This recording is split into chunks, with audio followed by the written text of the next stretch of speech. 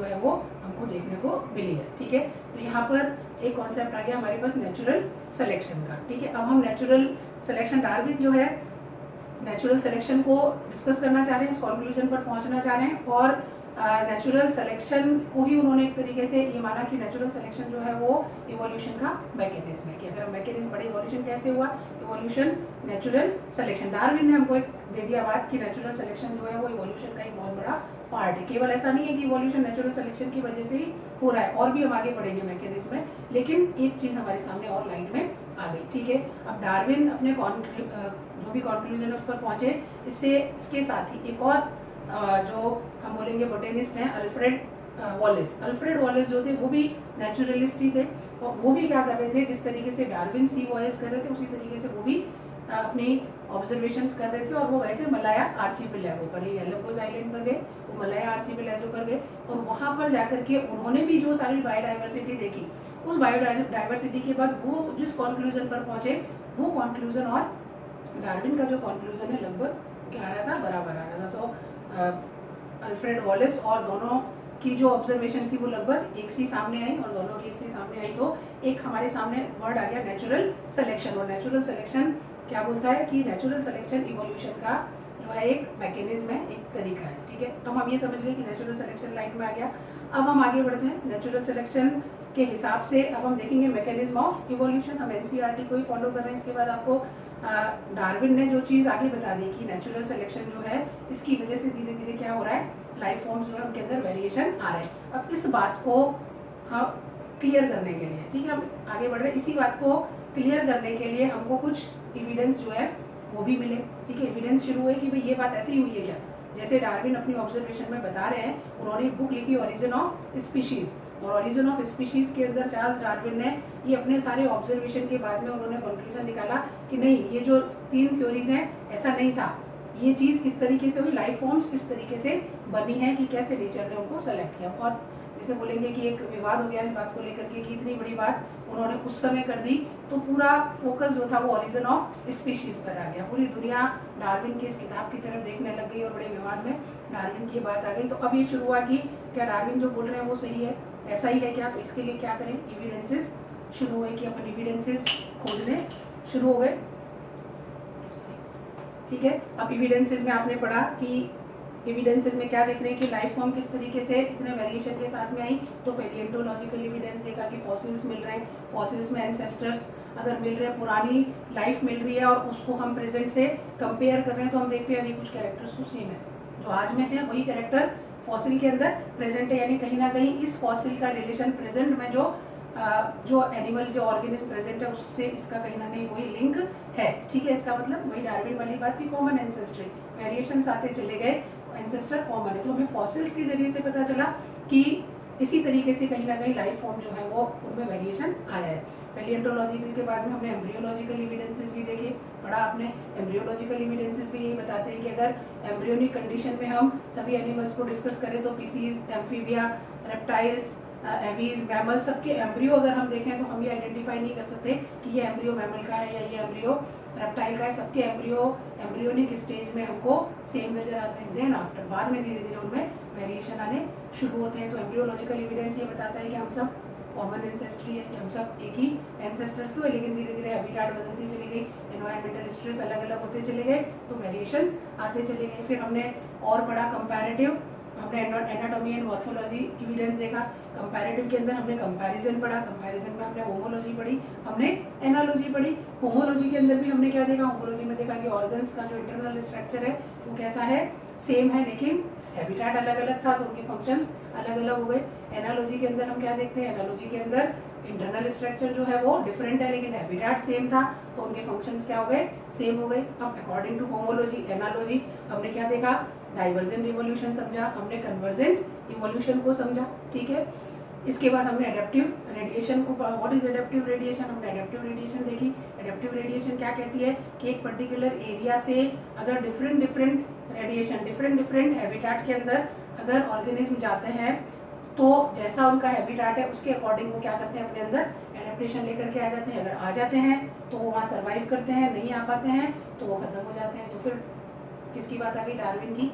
Nature select करेगी, fit को select करेगी। फिटनेस कौन सी फिटनेस, रिप्रोडक्टिव फिटनेस को हमने एडेप्टिव रेडिएशन के बारे में भी देख लिया। एडेप्टिव रेडिएशन में आपने डार्विन फिंचेस का एग्जांपल भी देखा, मार्सुपियल मैमल का एग्जांपल भी देखा, ठीक है। इसके बाद हम और आगे बढ़े तो हमने क्या देखा, biological evolution and natural selection. फिर हम देख रहे हैं कि बायोलॉजिकल इवोल्यूशन जो हुआ, लाइफ फॉर्म्स कैसे आगे बढ़ी, उसके लिए फिर नेचुरल सिलेक्शन हम देखते हैं। उसके अंदर हम लैडरबर्ग रेप्लिका प्लेट का एक बैक्टीरिया वाला जो एक्सपेरिमेंट आप पढ़ते हो, वो एक्सपेरिमेंट आपने देखा, ठीक है।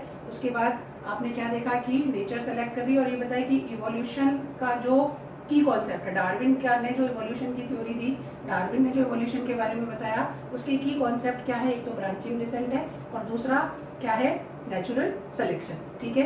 ब्रांचिंग डिसेंट मैंने आपको बता दिया, ब्रांचिंग डिसेंट क्या हुई कि मेन एंसेस्टर आगे बढ़ा, वेरिएशन आए, चेंज हुआ, ठीक है। फिर उसके अंदर से कुछ ऑर्गेनिज्म एक हैबिटेट में गए, कुछ एक में गए, कुछ एक में, अकॉर्डिंग टू हैबिटेट उनके अंदर क्या आया, चेंज आया, ठीक है। फिर उसमें से कुछ और डिफरेंट में चले गए, एक क्या बन गया, ब्रांच बनती जा रही है, नई नई स्पीशीज फॉर्म होती चली जा रही है, लेकिन उन सब कहाँ से आई, कॉमन एंसेस्ट्री से, ठीक है। ये ब्रांचिंग डिसेंट है। हम लोग इन सबको भी आराम से एक एक टॉपिक में क्लियर करेंगे, ठीक है।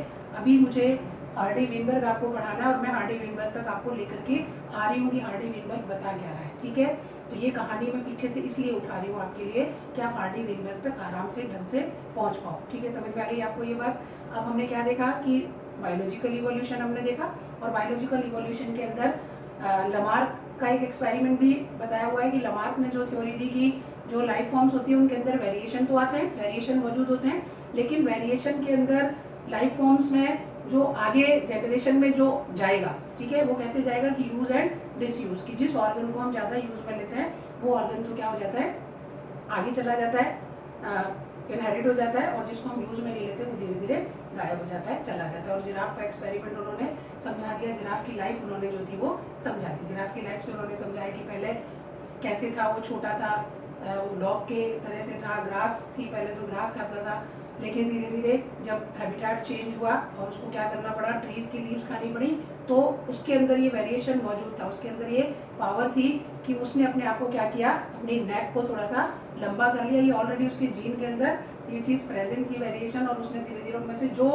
डॉग टाइप थे वो मरने लगे, और जिनकी गर्दन थोड़ी लंबी थी वो जिंदा रहने लगे, अकॉर्डिंग टू लमार्क। जिनकी गर्दन लंबी है वो खाने लगे। फिर उन लंबी गर्दन वालों ने क्या किया, लंबी गर्दन वाले बच्चों को ही पैदा किया, और धीरे धीरे जो उसकी गर्दन की लंबाई थी वो क्या होती चली गई, बढ़ती चली गई, और इस तरीके से जिराफ जो है वो हमको जो प्रेजेंट जिराफ दिखते हैं। लेकिन ये चीज़ लमार्क का जो थ्योरी है उसको माना नहीं गया, और उसको अपन लमार्क की थ्योरी को पीछे पढ़ेंगे तो अपन देखेंगे कि किस तरीके से वीज़मैन ने लमार्क की थ्योरी को ख़त्म किया था। लेकिन अभी हम ये देख रहे हैं कि हाँ, बायोलॉजिकल इवोल्यूशन में लमार्क का भी एक रोल था कि उन्होंने बताया कि लाइफ फॉर्म कैसे बनी।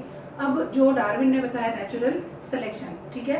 अब नेचुरल सिलेक्शन के साथ में डार्विन बता रहा है कि नेचर सेलेक्ट करती है, डार्विन के ऊपर जो एक बहुत बड़ा इम्पैक्ट आ रहा है वो किसका आ रहा है, थॉमस मॉल्थस का, ठीक है। थॉमस मॉल्थस जो थे वो उन्होंने क्या किया, उन्होंने पॉपुलेशन के ऊपर स्टडी किया। थॉमस मॉल्थस ने किस पर स्टडी किया, पॉपुलेशन के ऊपर वो स्टडी कर रहे हैं। और उन्होंने एक बहुत अच्छी बात बताई कि पॉपुलेशन जो है, देखिए पॉपुलेशन जो है वो किस मैनर के अंदर इंक्रीज होती है, पॉपुलेशन किस मैनर में, जियोमेट्रिक फैशन में, ठीक है। मैल्थस क्या कह रहे हैं, थॉमस मॉल्थस, ठीक है। डार्विन और मॉल्थस ने अपना जो कुछ भी पॉपुलेशन के बारे में स्टडी किया उस पेपर को उन्होंने डार्विन के पास भेजा, और डार्विन बहुत इन्फ्लुएंस हुए, क्योंकि जो उनकी बातें हैं वो कह रहे हैं लाइफ फॉर्म्स में वेरिएशन कैसे आ रहे हैं, ठीक है। वेरिएशन में नेचर क्या कर रही है, सेलेक्ट कर रही है, और नेचर किसको सेलेक्ट कर रही है, जो रिप्रोडक्टिवली फिट है, जो ज़्यादा से ज़्यादा प्रोजेनी दे सकता है, उसको नेचर क्या कर रही है, सेलेक्ट कर रही है। और उसी प्रोजेनी, उसी पॉपुलेशन के ऊपर क्या कर रहे हैं, थॉमस मॉल्थस जो है वो वर्क कर रहे हैं, वो समझ रहे हैं बात को, ठीक है। तो थॉमस मॉल्थस क्या कहते हैं कि पॉपुलेशन किस फैशन में बढ़ती है, ज्योमेट्रिक फैशन के अंदर बढ़ती है। ज्योमेट्रिक फैशन क्या होता है, 2 multiplied by 2 multiplied by 2 multiplied by 2 2 जा 4 2 जा 6 4 2 जा 8 8 2 जा 16, ठीक है। अगर पॉपुलेशन को हम क्या करें, किसी भी कपल को, ठीक है, कोई भी एनिमल है, कोई भी है, उसके कपल को अगर हम फ्रीली रिप्रोडक्शन होने दें, ठीक है। उसका पूरी पोटेंसी के साथ में अगर वो रिप्रोड्यूस करता है तो जो पॉपुलेशन अपने ऑफस्प्रिंग देगी उसकी जो क्वांटिटी होगी वो कैसा फैशन होगा, ज्योमेट्रिक फैशन होगा। और ज्योमेट्रिक फैशन में किस तरीके से ग्रोथ करेगी, एक्सपोनेंशियली ग्रोथ होगा, ठीक है। पॉपुलेशन बढ़ती चली जाएगी। समझ में आ रही है बात कि पॉपुलेशन क्या होगा, अगर कोई भी जो कपल है वो अगर अपनी फुल रिप्रोडक्टिव फिटनेस से क्या करेगा, ऑफस्प्रिंग रिलीज करेगा, रिप्रोडक्शन करेगा, तो पॉपुलेशन बढ़ती चली जाएगी। और डार्विन कहता है कि वही फिट है जो ज़्यादा से ज़्यादा जो क्या ऑफस्प्रिंग को क्या कर सकता है, पैदा कर सकता है। तो बात फिर यही आई कि अगर कर सकता है और करेगा तो क्या होगा, ज्योमेट्रिक फैशन में बढ़ेगा। लेकिन होता क्या है, फूड जो होता है, फूड जो होता है वो कैसे इंक्रीज होता है, अर्थमेटिक फैशन में। फूड हमारे पास में कैसे बढ़ेगा, अर्थमेटिक में। और अर्थमेटिक में कैसे, 2 + 2 + 2 + 2, 2 to 4, 4 to 6, 6 to 8। यानी पॉपुलेशन तो चल रही है किसमें, ज्योमेट्रिक फैशन में, और फूड चल रहा है किसके अंदर, अर्थमेटिक के अंदर। तो फूड तो हमारे पास 8 ही आया और पॉपुलेशन कितनी हो गई, 16 हो गई। क्लियर है। अब 16 लोग हैं और खाने के लिए खाना कितना है, 8 है। तो क्या होगा, 8 को तो खाना मिल जाएगा और 8 को खाना नहीं मिलेगा। क्लियर है।